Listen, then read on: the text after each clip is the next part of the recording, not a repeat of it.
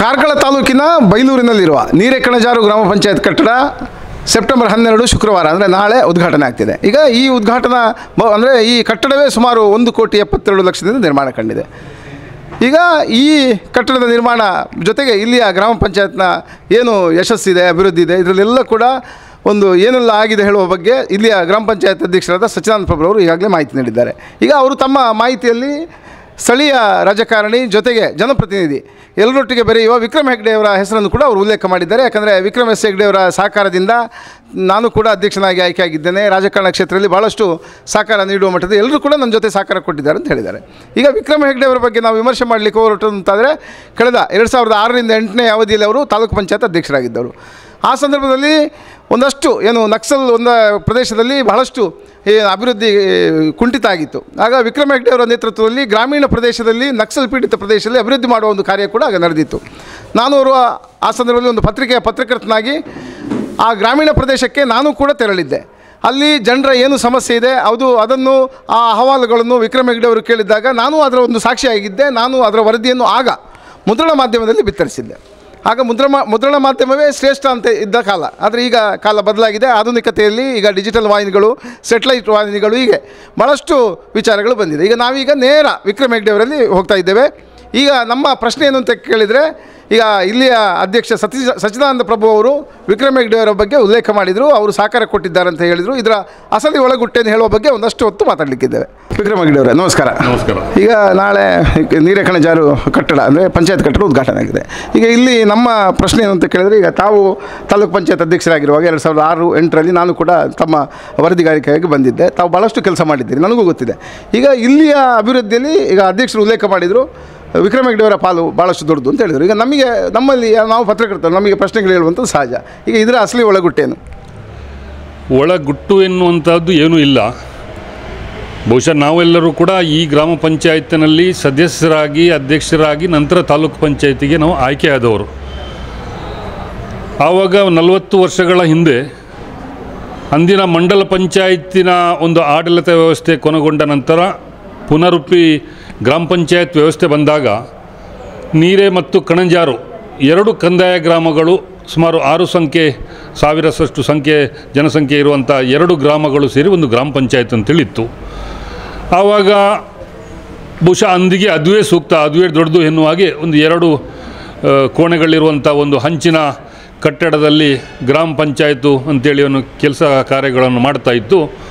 ನಂತರದ ದಿನಗಳಲ್ಲಿ ಗ್ರಾಮ ಪಂಚಾಯತಿಗೆ ಇರುವಂಥ ಜವಾಬ್ದಾರಿಗಳು, ಹೊಣೆಗಾರಿಕೆಗಳು, ಬೇರೆ ಬೇರೆ ರೀತಿಯ ಸೇವೆಗಳು, ಸರ್ಕಾರದಿಂದ ಎಲ್ಲ ಕಾರ್ಯಕ್ರಮಗಳ ಅನುಷ್ಠಾನವು ಗ್ರಾಮ ಪಂಚಾಯತಿನ ಮುಖಾಂತರ ಆಗುವಂಥ ಪರಿಣಾಮವಾಗಿ ಬಹುಶಃ ನಮ್ಮೊಟ್ಟಿಗೆ ಶಿವಪ್ರಸಾದ್ ಭಟ್ರು ಕೂಡ ಇದ್ದಾರೆ. ಅವರು 3 ಹಂತದಲ್ಲಿ ಗ್ರಾಮ ಪಂಚಾಯತ್ ಸದಸ್ಯರಾಗಿದ್ದವರು. ಆ ಟೈಮಲ್ಲಿ ಅವರ ಇತಿಮಿತಿಯಲ್ಲಿ ಈ ಒಂದು ವ್ಯವಸ್ಥೆಯನ್ನು ಸೇರ್ಪಡೆ ಮಾರ್ಪಾಡು ಮಾಡಿಕೊಂಡು ಇಲ್ಲಿ ಆ ಕಟ್ಟಡದ ತಾತ್ಕಾಲಿಕ ಬಲವರ್ಧನೆಯನ್ನು ಮಾಡಿ ಇದೀಗ ಸುಮಾರು 20-30 ವರ್ಷದಿಂದ ಅದೇ ಜಾಗದಲ್ಲಿ, ಅದೇ ಸ್ಥಳದಲ್ಲಿ ಗ್ರಾಮ ಪಂಚಾಯತ್ ಕಾರ್ಯಾರಂಭ ಮಾಡಿತ್ತು.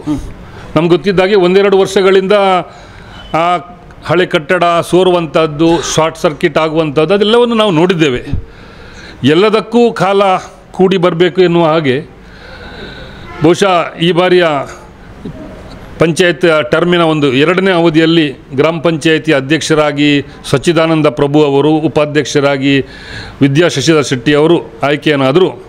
ಆ ಸಂದರ್ಭದಲ್ಲಿಯೂ ಕೂಡ ಅಲ್ಲಲ್ಲಿ ಸದೃಢ ಪಂಚಾಯತ್ಗಳು, ಹೊಸ ಕಟ್ಟಡ, ಗ್ರಾಮ ಪಂಚಾಯತ್ ಆಫೀಸು, ಪಂಚಾಯತ್ ಕಾರ್ಯಾಲಯವನ್ನು ಬಿಟ್ಟು ಗ್ರಾಮ ಸೌಧದ ಪರಿಕಲ್ಪನೆಗೆ ಏನು ಬಂತು. ಶಾಸಕರು ಕೂಡ ಖಂಡಿತವಾಗಿಯೂ ನಿಮ್ಮಲ್ಲಿ ಒಂದು ಒಳ್ಳೆಯ ತಂಡ ಇದೆ, ಒಳ್ಳೆಯ ಒಂದು ಅಧ್ಯಕ್ಷರಿದ್ದಾರೆ, ಉಪಾಧ್ಯಕ್ಷರಿದ್ದಾರೆ, 3 ಟರ್ಮಲ್ಲಿ ಕೆಲಸ ಮಾಡಿದ ಅನುಭವ ಇರುವಂಥ ಹಿರಿಯ ಸದಸ್ಯರುಗಳಿದ್ದಾರೆ, ಬಹುತೇಕ ಮಹಿಳಾ ಸದಸ್ಯರು ಕೂಡ ಎಜುಕೇಟೆಡ್ ಇದ್ದಾರೆ.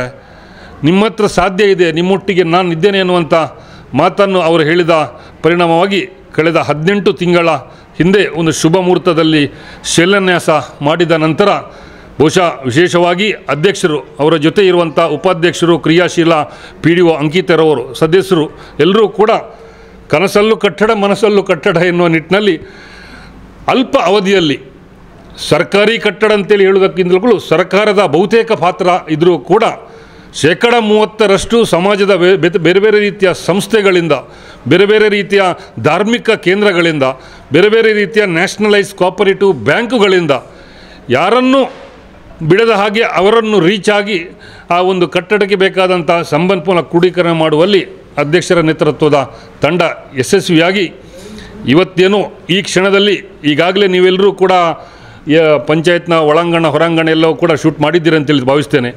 ಒಂದು ಸರ್ಕಾರಿ ಕಟ್ಟಡ ಒಂದು ಉದ್ಘಾಟನೆಗೆ ಸಜ್ಜುಗೊಳ್ಳಬೇಕಾದ್ರೆ ಅದು ಕೂಡ ಖಾಸಗಿ ಸಮುದಾಯದ ಸಹಭಾಗಿತ್ವದಲ್ಲಿ ಒಂದಂಚು ಕೆಲಸವೂ ಕೂಡ ನಾಳೆಗಾಗಿ ಬಾಕಿ ಇಲ್ಲ. ಅದು ಎಕ್ಸ್ಟರ್ನಲ್ ಎಲಿವೇಷನ್ ಇರ್ಬೋದು, ಇಂಟೀರಿಯರ್ ಇರ್ಬೋದು, ಎಲ್ಲವೂ ಕೂಡ ಅದನ್ನು ನಾಳೆ ಮಾಡಿದರೆ ಆಯಿತು ಅನ್ನುವಂಥ ವಿಷಯ ಎಂಥದ್ದು ಇಲ್ಲ. ಇಲ್ಲಿರುವಂಥ ಒಳಗೆ ಬರುವಂಥ ಈ ವೇದಿಕೆ ಇರುವಂಥ ಜಾಗ ಅದು ಹೊರಾಂಗಣ, ಬಯಲು ರಂಗಮಂಟಪದಲ್ಲಿ ಹೇಳ್ತೇವೆ.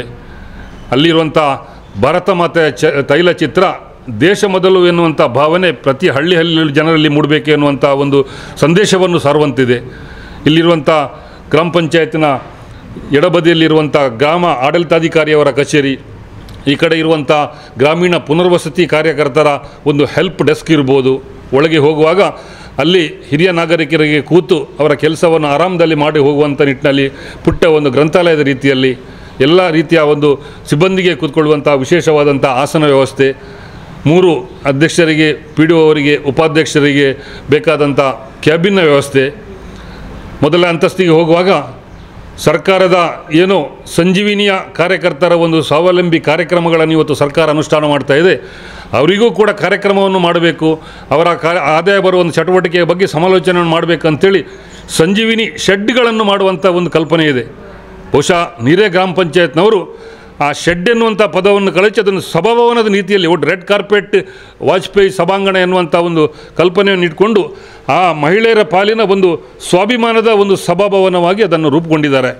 ಇದರ ಜೊತೆಗೆ ಮೇಲಂತಸ್ತಿನ 2ನೇ ಮಹಡಿಯಲ್ಲಿ ಮುಂದಿನ ದಿನಗಳಲ್ಲಿ ನಮ್ಮ ಯುವಕರಿಗೆ ಅಥವಾ ವಿದ್ಯಾರ್ಥಿಗಳಿಗೆ ಓದುವ ಅಭ್ಯಾಸವನ್ನು, ಜ್ಞಾನಾರ್ಜನೆಯನ್ನು ಬಳಸಿಕೊಳ್ಳುವ ನಿಟ್ಟಿನಲ್ಲಿ ಮುಂದೊಂದು ದಿನ ಅದರಲ್ಲಿ ಡಿಜಿಟಲ್ ಗ್ರಂಥಾಲಯವನ್ನು ಮಾಡಬೇಕು ಎನ್ನುವಂಥ ನಿಟ್ಟಿನಲ್ಲಿ ಆ ಒಂದು ಸ್ಥಳಾವಕಾಶವನ್ನು ಈಗಾಗಲೇ ವ್ಯವಸ್ಥೆಯನ್ನು ಮಾಡಿದ್ದು, ಎಲ್ಲವೂ ಕೂಡ ಒಂದಕ್ಕೊಂದು ಒಳ್ಳೆಯ ಪೂರಕವಾದಂಥ ವ್ಯವಸ್ಥೆ ಗ್ರಾಮ ಸರ್ಕಾರ ಹೇಗಿರಬೇಕು ಎನ್ನುವ ನಿಟ್ಟಿನಲ್ಲಿ ನಮಗೆ ತಿಳಿದ ಮಟ್ಟಿಗೆ ಒಂದು ಮಾದರಿಯಾದಂಥ ಒಂದು ಕಾಮಗಾರಿಯನ್ನು ಮಾಡಿಕೊಂಡು ನಾಳೆಗೆ ದಿನ ಅಂದರೆ ಕ್ಷಣಗಣನ ಗಂಟೆಗಣನೆ ಎನ್ನುವ ನಿಟ್ಟಿನಲ್ಲಿ ಒಳ್ಳೆಯ ಕಾರ್ಯಕ್ರಮ ಶಾಸಕರ ಅಧ್ಯಕ್ಷತೆಯಲ್ಲಿ ಮಹಿಳಾ ಸ್ನೇಹಿ ಗ್ರಾಮ ಪಂಚಾಯತಿಗೆ ಮಹಿಳಾ ಮತ್ತು ಮಕ್ಕಳ ಕಲ್ಯಾಣ ಸಚಿವರು ಅದನ್ನು ಉದ್ಘಾಟನೆ ಮಾಡೋದ್ರ ಮುಖಾಂತರ ಕೋಟ ಶ್ರೀನಿವಾಸ ಪೂಜಾರಿಯವರು ಪಂಚಾಯತ್ ರಾಜ್ ವ್ಯವಸ್ಥೆಯಲ್ಲಿ ಭಾಳಷ್ಟು ಬಲವರ್ಧನೆಗಾಗಿ ಕೆಲಸ ಮಾಡಿದವರು. ಇದರ ಜೊತೆಗೆ ವಿಧಾನ ಪರಿಷತ್ ಸದಸ್ಯರುಗಳು, ಎಲ್ಲ ರೀತಿಯ ಸ್ಥಳದ ಜನಪ್ರತಿನಿಧಿಗಳು, ಹಿರಿಯ ಅಧಿಕಾರಿಗಳು, ಊರಿನ ದಾನಿಗಳು ಎಲ್ಲರ ಒಂದು ಸಮಕ್ಷಮದಲ್ಲಿ ಈ ಕಾರ್ಯಕ್ರಮ ಭಾಳ ಚೆನ್ನಾಗಿ ಬರ್ತದೆ ಅಂಥೇಳಿ ಸ್ವಯಂ ಟೈಮ್ ಅವರ ಹತ್ರ ವಿವರಿಸಲಿಕ್ಕೆ ನಮಗೆ ತುಂಬ ಖುಷಿ ಆಗ್ತಾಯಿದೆ.